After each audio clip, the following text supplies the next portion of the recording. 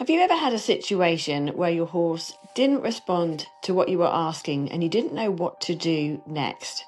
How much pressure do you keep applying? How long do you keep asking? Or should you sometimes just even end the lesson and start again another day? If you've ever wondered what to do when it all goes wrong, this is what we're going to talk about this week. Mark is going to help detail some strategies for us all to use. Keep listening. There's going to be some great training advice. There's many times that I have said that's enough near the trailer. I don't want to go any further because I've made a good change, and if I go any further the horse's brain might get a bit tired, it might be too much, and I just need to think and soften and go back. Hello, welcome to Mark Langley's Horsemanship Podcast, a podcast helping people to understand their horses better, to provide solutions in a calm, connected way. I'm Jenny Langley, and with me is Mark Langley.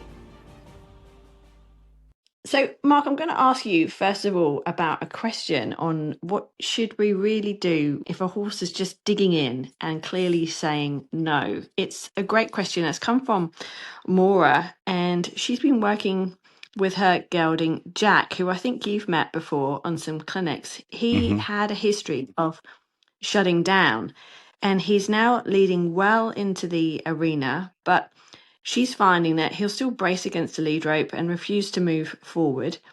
In the past, she's unlocked his front and she's asked him to take sort of side steps or going back. Perhaps sometimes she's even waited and watched how he deals with that pressure on the lead. She's let him find release and then he comes forward. So she's tried different things.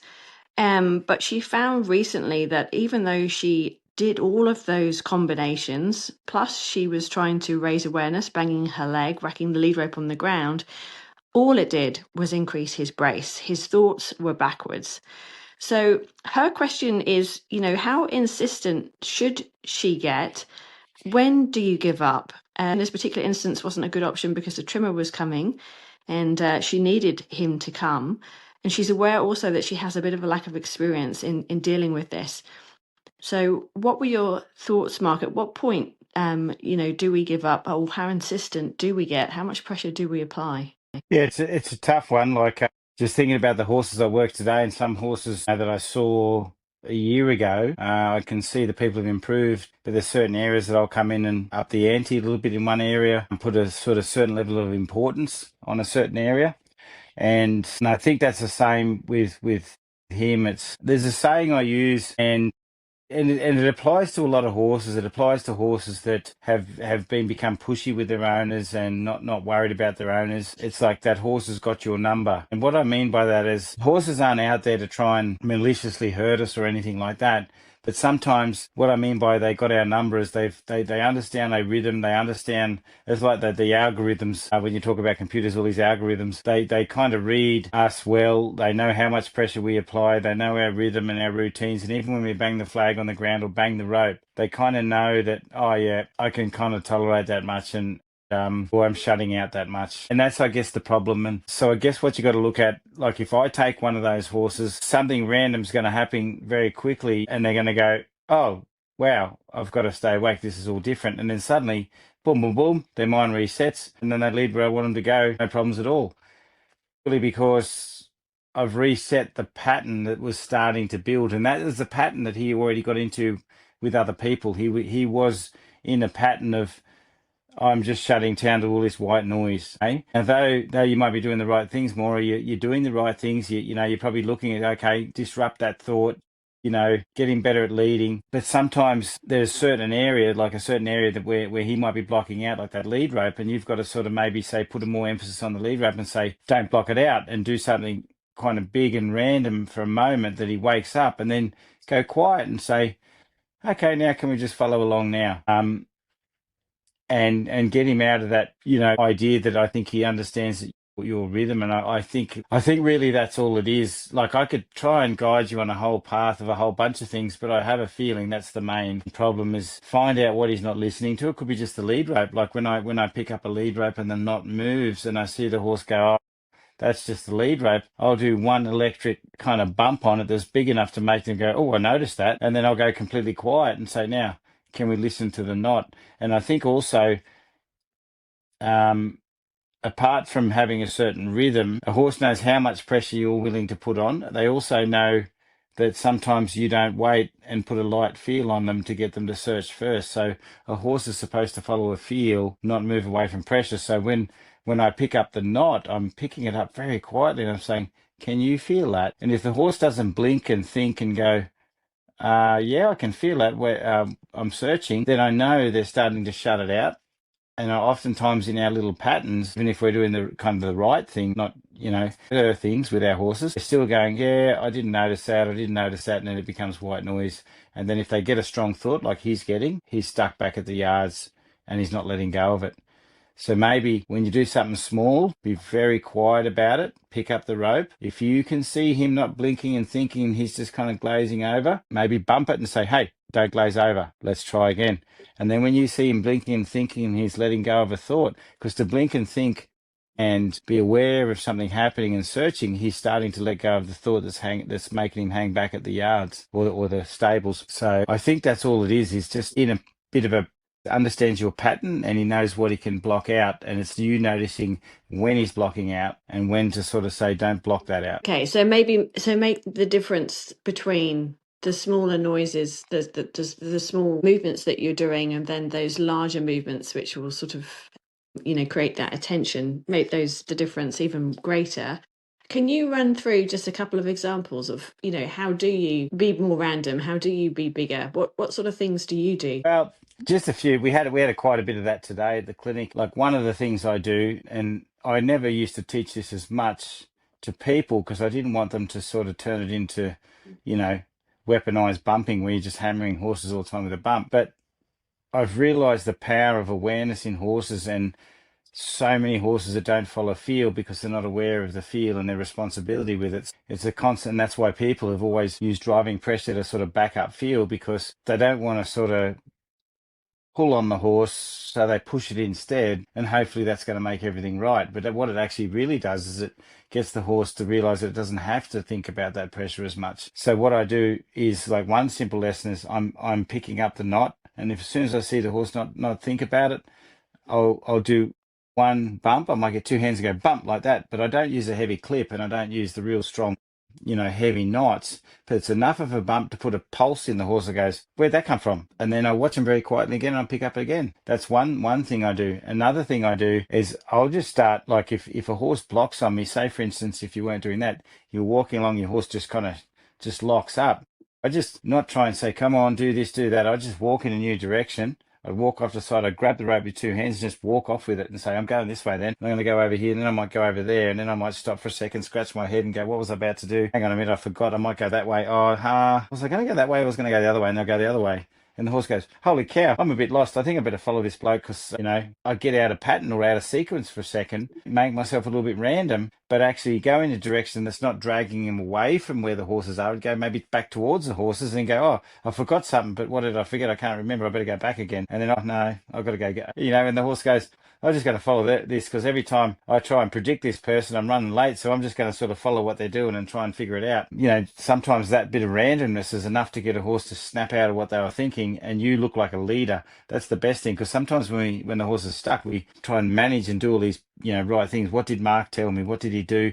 Was he looking? What was he looking at? And they look like they're managing the horse. And I'm like, well, sometimes they're just going, well, this is what I'm doing, mate. And what are you going to do? And they come on board quite quickly.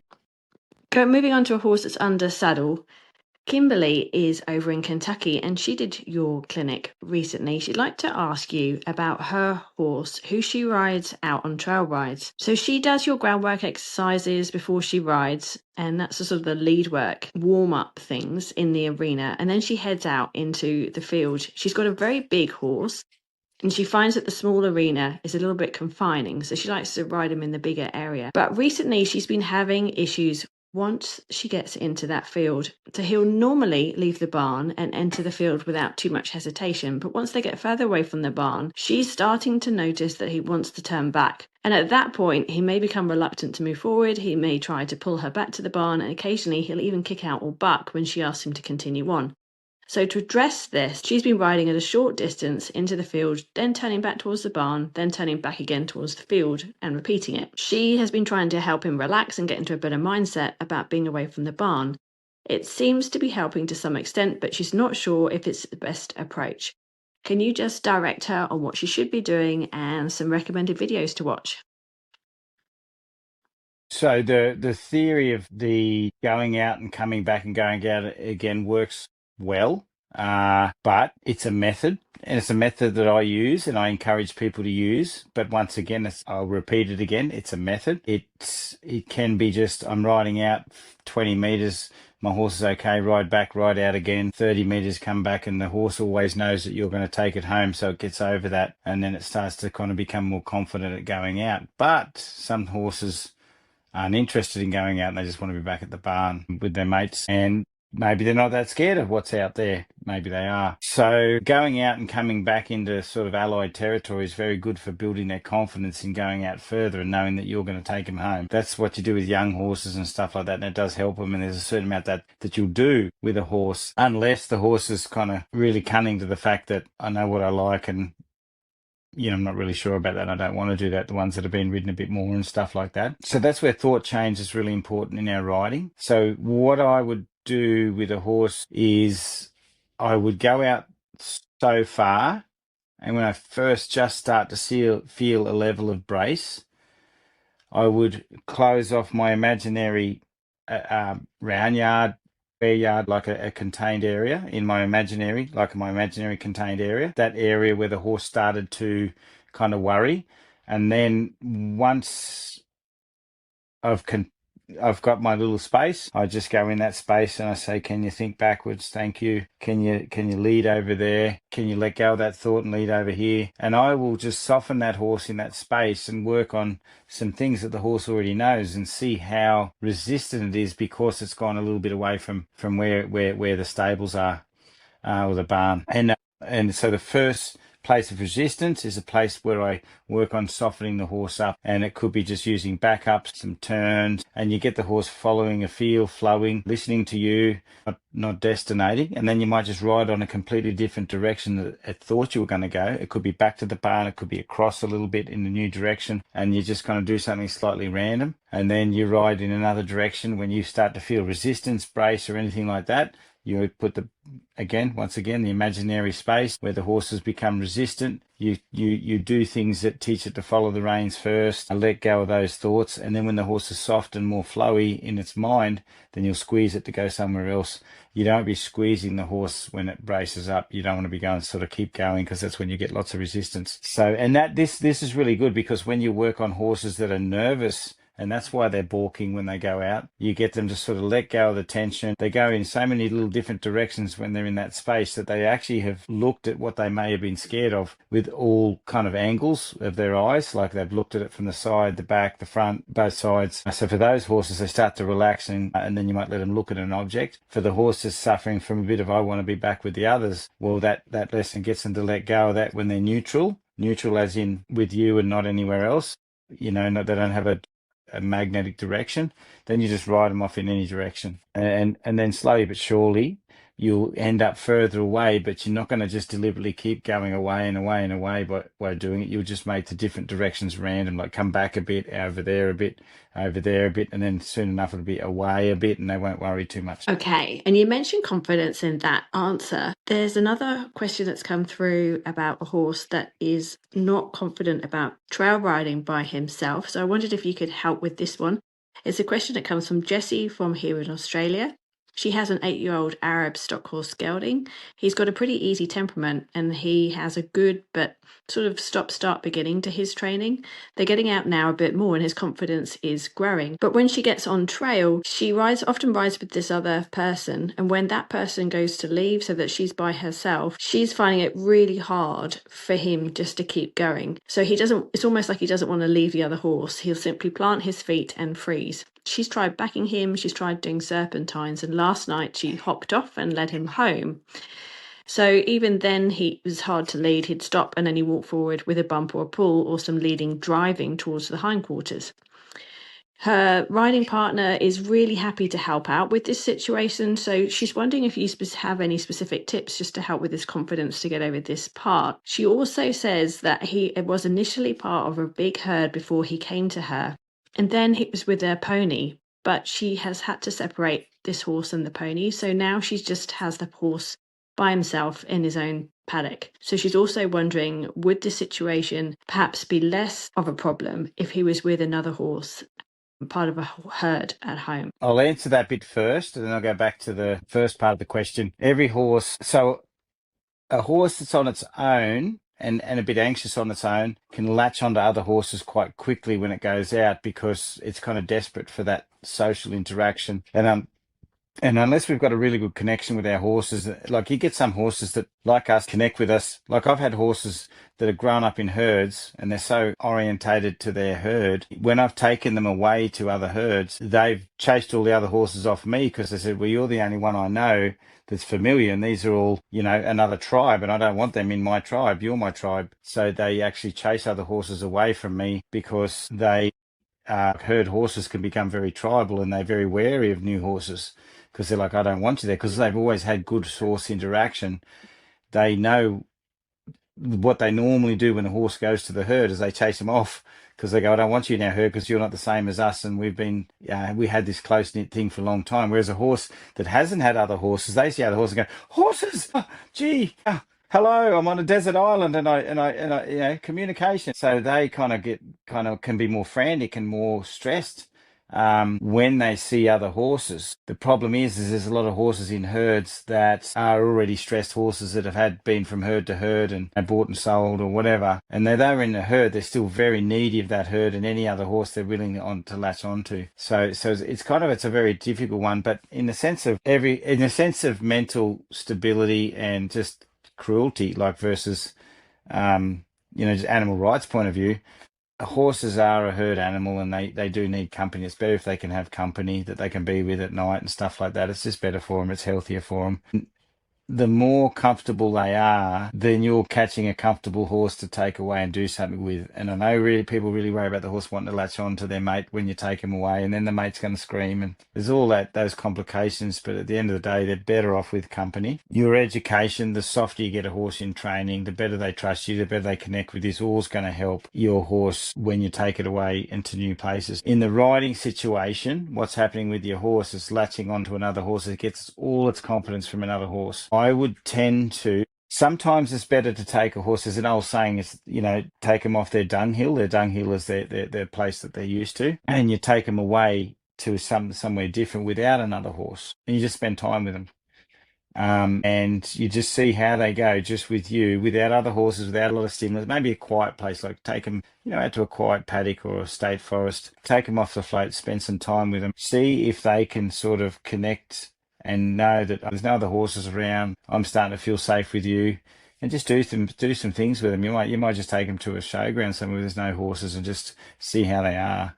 And, do a bit of groundwork, lead them around, spend some time, have your lunch, just let them stand with you while they eat their hay, and just see if they connect and they feel safe and interconnected, like a dog wants to follow you around and be around you because they're a dog. Not needy of you, but just okay that you're there and they're not needy of other horses. And sometimes just taking a horse into a neutral environment with no other horses and stuff and just working it on your own, because they don't know where they are, you're the only thing that they've got. Sometimes that's good for them just to do that, like just to work with them and ride them a little bit, stuff like that. The other thing you can do when you're home is exactly what I answered for the last question. Go out a bit as soon as you feel some tension, get that horse, listening and soft again, and letting go of that thought, and then go back home a bit and then go away a bit. As soon as you find that bit of tension, in that small space, you just get them to soften up, and keep working on the same answers that I did for the last question. And that stuff's really good for them. When you ride with another horse, there's a really good technique if you can get some friends to ride with that are like-minded, where you don't just ride together like, talking away, and then all of a sudden that horse leaves, but your horse has been reliant on that horse, so it wants to go with that horse. What I do when I ride with another horse, I try and get the other person on board, or what I encourage is ride past each other, go towards each other, turn back towards each other, you ride over there, then ride towards each other and go over there.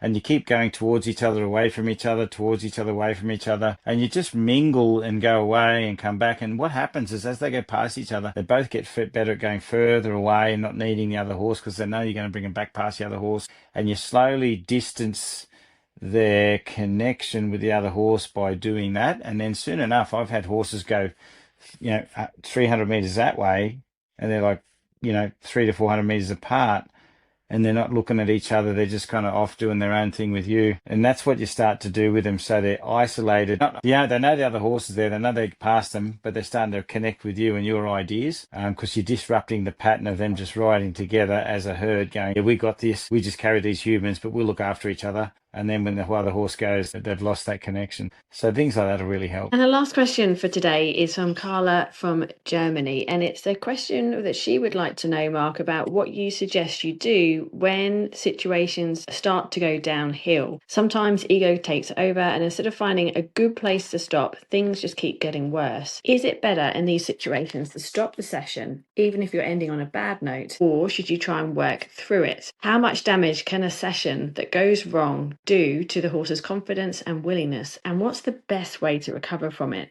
So in Carla's situation, she had a particular lesson where there was repeated pullbacks during trailer loading.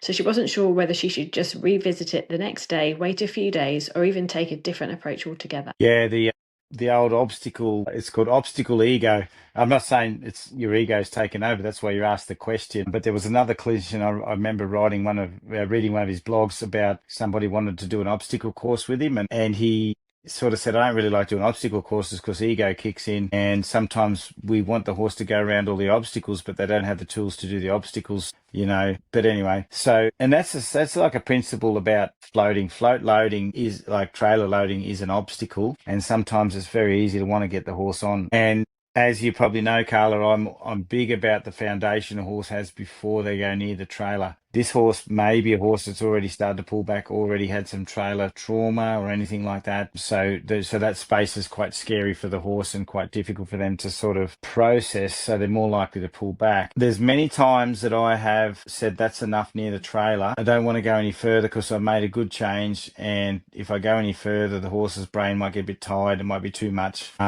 And I just needed to think and soften and go back. There was one day I had to get a horse on at a clinic, and I felt bad because I realized, because I kind of exposed where the horse had trouble going on, and I didn't let it push past me to go on. I didn't want it to push past me to go on because it could run off. I could have snuck it on. And there was a few times I could have loaded the horse and let her drive home. And I said, no, I'm not happy with you going on like that, because I know she's just going to go home and have a problem when that horse runs off. So I said, don't do it like that. And as soon as I said that, the horse goes, well, I'm not going to go on then. And I said, okay. And I realized when I saw that moment, the horse really wasn't going to go on. I knew that. I knew that was going to be a tough lesson. And if my ego kicked in and to say you're going to load, I just would have put the horse backwards. And I could see the horse shutting down. And this is what's happening probably your horse. They start to pull back. They start to go, no, and they really lock up. So I went, no, this horse is not going to go on today, and it's not the right time to do it. And I said to her, you okay coming back? And she had to rearrange work and a few things. I said, I believe it's in the best interest for your horse. I'm not a guru who just throws horses on trailers and says, look at that, I got it done within half an hour, love, get on, away you go. I'm really big about saying, hey, this horse needs to learn to do it properly. Otherwise, you're going to have a bigger problem later if we get it on. So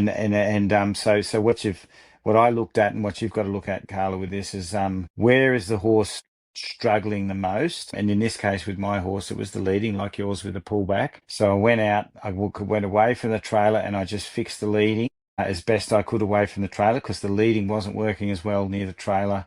Got it softer, walked it past the trailer a few times, tried to sort of show it could be a little open near the trailer. Then I put it away and said, you will come back tomorrow. The next day I went on the same leading lesson, soften up till the horse was a lot softer, not shutting out the lead rope. And I did a really easy lesson near the trailer. And then all of a sudden the horse's brain switched and went, oh, I'm soft, I can go in and out. And it loaded well, and I was happy with it. Back to your question, if your horse is starting to really block up at the trailer, and it's what's usually happening is it's fighting the lead rope. The work that you've done away from the trailer starts to erode because the trailer's making the horse push, and there's not much you're trying to do something about it, but it's not working because the trailer is outweighing that horse. How do I say it? The trailer is creating enough negative stimulant to make that horse fight against the lead rope, and the leading that you had is starting to erode. So you're going, hang on, this is getting worse. And then the horse is feeling a bit of I'm just going to lock up here. So if that's getting the case there, then you're best off taking the horse away and getting it really supple, soft, change your lesson dynamic a bit, maybe look at the patterns that you're doing, see if you can change those patterns, get that horse very bright in the lead rope, and then just really bright in the lead rope, really soft, lowering its head, jogging up, stuff like that. Maybe go and put it in the long range, get into another frame of mind. You don't have to do this on the same lesson, just, over a couple of lessons. Bring it back to the trailer, just walk it up to the trailer, put 1 foot on, take it off, walk it off somewhere else, come back to the trailer, 1-2 feet on, back off somewhere else, and just kind of don't make all the emphasis right on the trailer, and then just go around the trailer, more time around the trailer, leading up softly around the trailer, not going into the trailer. As you go around the trailer, bang the trailer with a flag. The horse might pull back, but give it a direction to go with that lead rope to keep it in flow and leading, and be a little bit random with things, so the horse has kind of got good awareness and proprioception.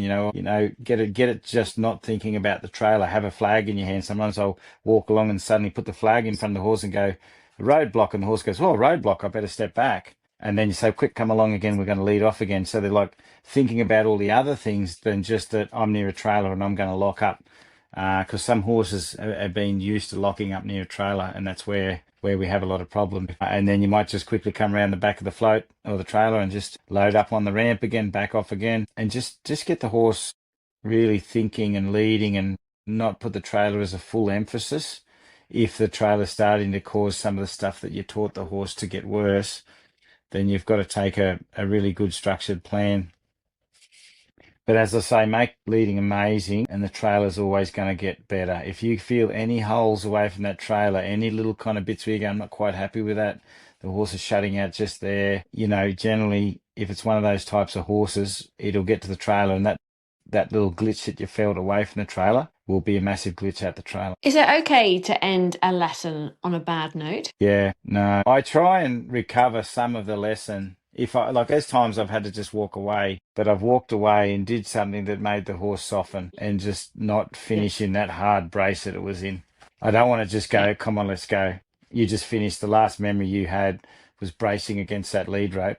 I'll take the horse away and say, the last memory you're going to have is something more constructive than that last lockup that you had.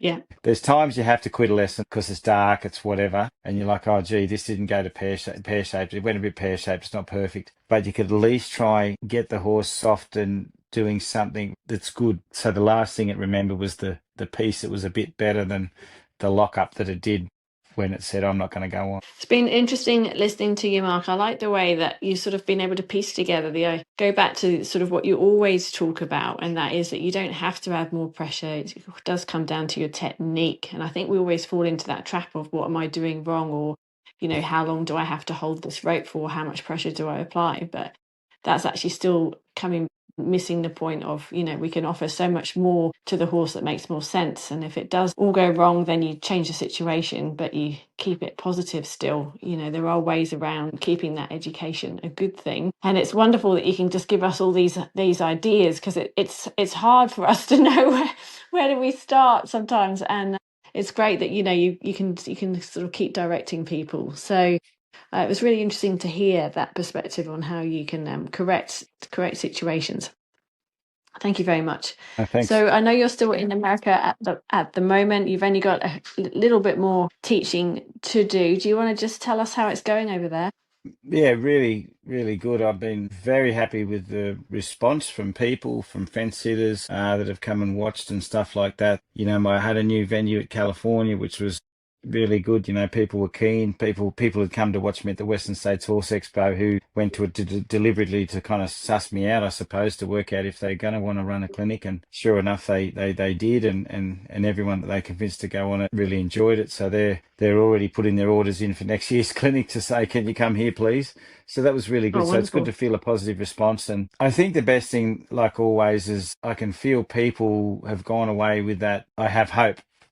because some people come to me and it's like they've lost hope or whatever, and they don't know if they can make a shift, and they have some hope. They've got their horse out of a bad place. You know, some of the horses I work, as people already know from listening to the podcast, can be pretty shut down and shut out, and then give them a technique and a way to keep those horses going in the right direction without going, falling into sort of the certain, bad mindsets that I come across all the time from different styles of training. But yeah, and it's been great. I mean, it's beautiful. I went to Idaho and I went on a walk. I got some photos that I'm going to load up.